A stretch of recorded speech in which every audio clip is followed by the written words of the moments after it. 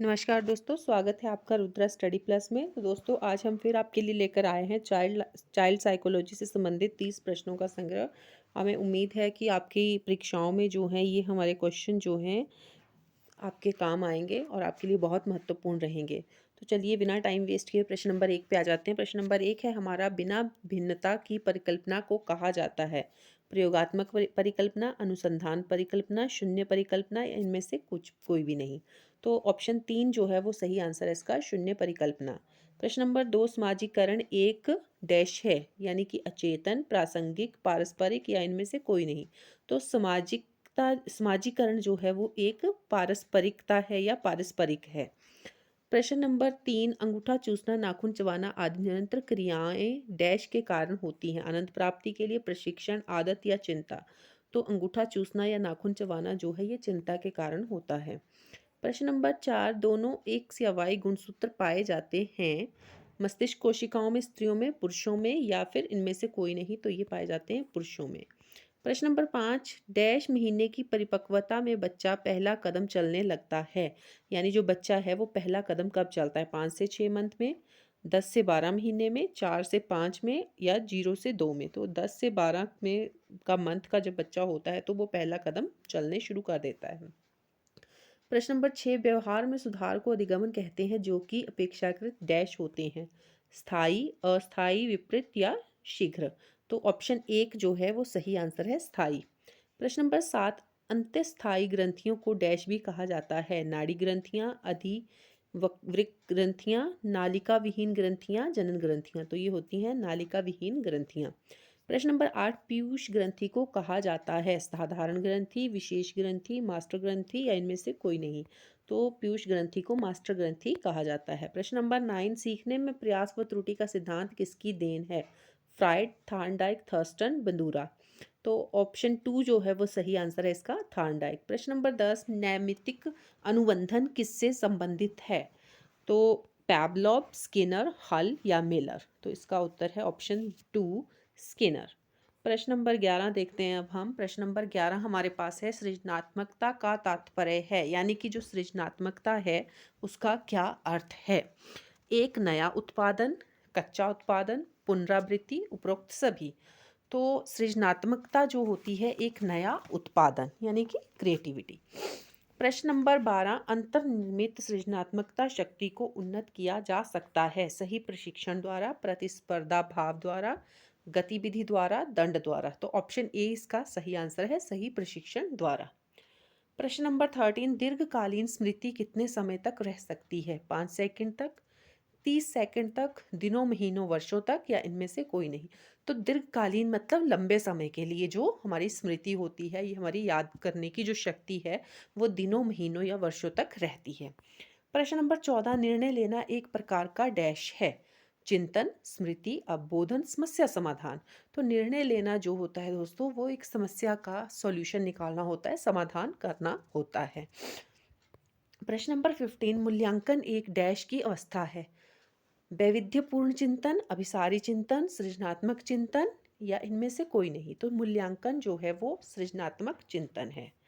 प्रश्न नंबर 16, कोहल वर्ग के नैतिक विकास सिद्धांत के अनुसार पूर्व परंपरागत नैतिक अवस्था के दौरान बालक क्या करता है? सोचता है कि वह गलत व्यवहार दंडित होता है और सही व्यवहार दंडित नहीं होता है, सही और गलत व्यवहार की कोई समझ नहीं होती है, अनैतिक होते हैं, असहयोगी होते हैं। तो ऑप्शन 1 जो है वो सही आंसर है, सोचता है कि गलत व्यवहार जो है वो दंडित होता है और सही व्यवहार जो है वो दंडित नहीं होता है।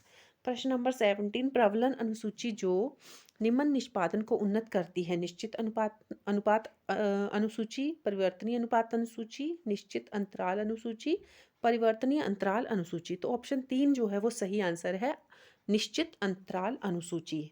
प्रश्न नंबर 18 देखते हैं अब हम। प्रश्न नंबर 18 है हमारे पास, अभिलिखित वाचिक अधिगमन और स्मृति पर किए गए प्रारंभिक अध्ययन किसके द्वारा किए गए हैं? माउर द्वारा, पैवलोव द्वारा, स्किनर द्वारा या एबिगोन्स द्वारा? तो इसका ऑप्शन जो है वो 4 जो है, एबिगोन्स को द्वारा। प्रश्न नंबर 19, अल्पकालिक स्मृति एक समय में कितनी इकाइयों को धारित कर सकती है? तो इसका उत्तर जो है वो है 7 + -2, 7 + 2, 10 ± 5 या 5। तो ऑप्शन ए जो है वो इसका सही आंसर है। प्रश्न नंबर 20, ये अवधारणा की आक्रामकता सीखी जाती है किन के द्वारा प्रतिपादित की गई है? सामाजिक अधिगमन सिद्धांतवादियों द्वारा, प्रकृतिवादी सिद्धांतवादियों द्वारा, मनोगत्यात्मक सिद्धांतवादियों द्वारा या प्रायोगिक सिद्धांतवादियों द्वारा। तो ऑप्शन 3 जो है वो सही आंसर है, मनोगत्यात्मक सिद्धांतवादियों द्वारा। प्रश्न नंबर 21 देखते हैं अब हम। प्रश्न नंबर 21 है हमारी स्क्रीन पे, aim of all life is death, सभी जीवन का उद्देश्य मृत्यु है, यह कथन सिगमंड फ्राइड द्वारा लिखित किस ओर निर्देश करता है? थैनाटॉस, इरोस, इरोस और थैनाटॉस के बीच संघर्ष, मृत्यु मूल प्रवृत्ति है। तो ये जो वर्ड्स हैं ये इरोस और थानाटॉस के बीच संघर्ष की ओर इशारा करते हैं। प्रश्न नंबर 22, रचनात्मक मनोरचनाएं किसके द्वारा उत्पन्न की जाती हैं? इदम, अहम, पराअहम या चेतन? इसका उत्तर है नंबर 2, अहम। प्रश्न नंबर 23, कुंठा और दुष्यंता के कारण विकास में जो पढ़ाया जाता है उसे क्या कहा जाता है? अवसाद, स्थिरण, प्रतिगमन, अधिगमन, निस्सहायता। तो इसका उत्तर है स्थिरण। प्रश्न नंबर 24, निम्नलिखित में से कौन सी समस्याओं के लिए अपसारी चिंतन की आवश्यकता होती है? संख्याओं का स्तंभज्ञात्मक योग करने में, गाड़ी चलाते समय दोराहे पर बाएं और दाएं मुड़ने का निर्णय लेते समय, ताश के पत्ते खेलते समय सबसे बढ़िया चाल चलने के लिए, या फिर टूटे हुए टंकण यंत्र की मरम्मत करने के लिए। तो इसका उत्तर जो है वो ऑप्शन 3 जो है, ताश के पत्ते खेलते समय सबसे बढ़िया चाल चलने के लिए। प्रश्न नंबर 25, सामूहिक प्रशिक्षण के क्या लाभ हैं? कम खर्चीला होता है, अधिक विश्वसनीय मानक देता है, अधिक वस्तुनिष्ठ अंकन होता है, उपरोक्त सभी। तो जो सामूहिक प्रशिक्षण होता है इसका जो ये चारों ऑप्शन इसके सही हैं तीनों। कम खर्चीला होता है क्योंकि समूह में जो होता है वो एक के ऊपर बर्डन नहीं आता है, जो भी एक्सपेंडिचर होता है, खर्च होता है, वो सभी में बंट के आता है। अधिक विश्वसनीय मानक देता है, मतलब अच्छे रिजल्ट देता है। अधिक वस्तुनिष्ठ अंकन होता है। तो ये जो तीनों ऑप्शन हैं ये सही हैं। प्रश्न नंबर 26, इदम अपनी मानसिक ऊर्जा प्राप्त करती है बाहरी वास्तविकता से, शारीरिक मूल प्रवृत्ति से, अहम से, पराहम से। तो ऑप्शन 2 जो है शारीरिक मूल प्रवृत्ति से। प्रश्न नंबर 27 पे आ जाते हैं। प्रश्न नंबर 27 है, एरिक्सन के प्रस्ताव अनुसार विश्वास बनाम अविश्वास विकसित होता है गोदी अवस्था में, जनांकी अवस्था में, कामप्रस्तुत में, मौखिक संवेदी अवस्था में। तो ऑप्शन 4 जो है वो इसका सही उत्तर है, मौखिक संवेदी अवस्था में।